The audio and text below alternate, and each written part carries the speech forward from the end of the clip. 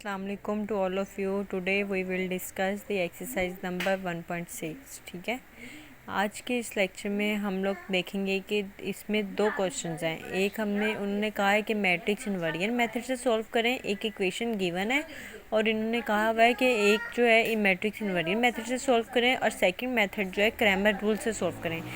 First of all हम करेंगे आज मैट्रिक्स इनवेरिएंट मेथड क्या होता है। ठीक है, हमारे आज के जितने भी क्वेश्चंस होंगे वो मैट्रिक्स इनवेरिएंट मेथड से होंगे कि हम किस तरह से सॉल्व कर सकेंगे वो मैं बताऊंगी। ठीक हो गया।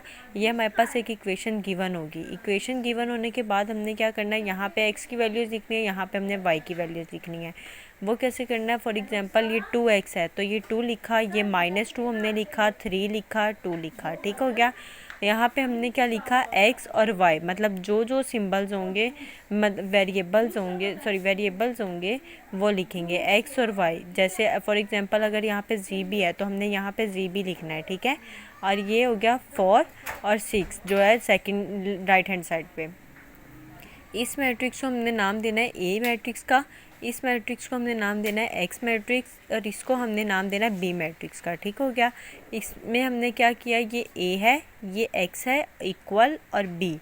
अब हमने क्या किया, हमने एक्स वाली वैल्यूज़, मतलब हमें तो एक्स और वाई की वैल्यूज़ चाहिए ना, तो हमने एक्स एक जगह पे लिख लिया, ए यहाँ पे जो है मल्टीप्लाई हो रहा है तो वहाँ जाके इसका इन्वर्स हो गया। ठीक है, ए इन्वर्स हमने जो पिछली एक्सरसाइज में पढ़ा वो ए इन्वर्स पढ़ा है। ए इन्वर्स किसके इक्वल होता है, ए इन्वर्स इक्वल होता है adjoint of A divided by determinant of A. ठीक है, अब एडजॉइंट ऑफ ए क्या होता है, सबसे पहले हमने डिटर्मिनेंट निकालना है। डिटर्मिनेंट निकाल के देखना है कि वो सिंगुलर है या नॉन सिंगुलर है, वो ज़ीरो के इक्वल है या नहीं इक्वल। ठीक है, इसको हमने डिटर्मिनेंट निकाला, 2 2 4, माइनस सेंटर में -6 हो गया, माइनस माइनस क्या हो गया प्लस। ठीक है, 4 + 6 10 हो गया। ये इज़ नॉट इक्वल टू 0 है। अगर ये 0 के इक्वल होता तो हम आगे इसको सॉल्व ना करते। ठीक है, अब ये नॉन ज़ीरो के है तो अब हमने क्या किया, इसका एडजॉइंट भी लिया, एडजॉइंट लिया, इन दोनों की हमने जगह चेंज की और इन दोनों के हमने साइन चेंज किए। हमने वैल्यूज़ पुट की इन इक्वेशन में, x इक्वल है a inverse of b, x की जगह पे हमने एक्स वाई लिखा, a इन्वर्स की जगह पे जो था एडजॉइंट ऑफ a ये हो गया, divided by determinant of a हो गया। ठीक है, देन हमारे पास क्या था, ये b की वैल्यूज़ आ गई। b हमारे मैट्रिक्स कौन सा था, ये वाला था 4 और 6। ठीक है, अब हमारे पास 1/10 एज इट इज़ रहेगा, इसको हमने मल्टीप्लाई करना है। मल्टीप्लाई कैसे करना है, 2 को 4 से किया प्लस 2 को 6 से किया। ठीक है, एरो को हम जैसे लगाते थे, जिस तरह मल्टीप्लाई करते थे उसी तरह से मल्टीप्लाई करना है। सेम एज इट इज़ हमने यहाँ पे भी किया।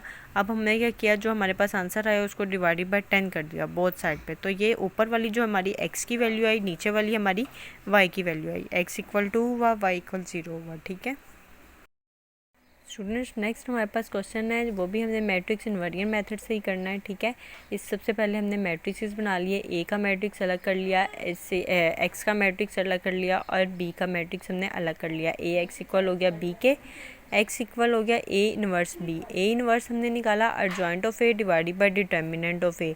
अब एडजॉइंट ऑफ ए में क्या किया, इन दोनों की हमने जगह चेंज करनी थी और इसके हमने साइन चेंज करने थे। ठीक है, ये हमारे पास एडजॉइंट ऑफ ए आ गया।